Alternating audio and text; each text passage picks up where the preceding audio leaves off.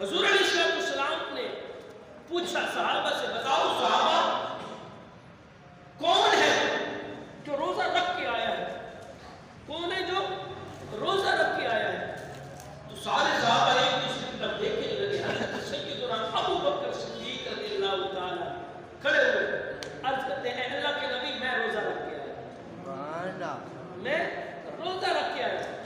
پھر اللہ کے نبی علیہ السلام نے دوسرا سوال کیا، حضور علیہ السلام نے بتاؤ کون ہے جو مسکین کو کھانا کھلا کے آئے؟ تو سارے صحابہ ادھر ادھر، حضرت عمر بھی موجود تھے۔ حضرت عمر فرماتے ہیں سارے ایک دوسرے کی طرف دیکھتے ہیں، میں ابو بکر کی طرف، میں ابو بکر کی طرف دیکھ رہا تھا۔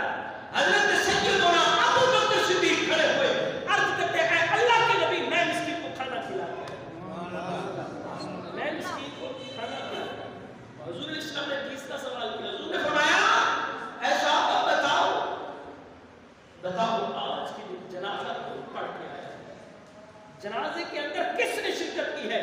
تو حضرت عمر بن خطاب بھی بیٹھے تھے، سارے صحابہ ایک دوسرے کی طرف دیکھنے لگے۔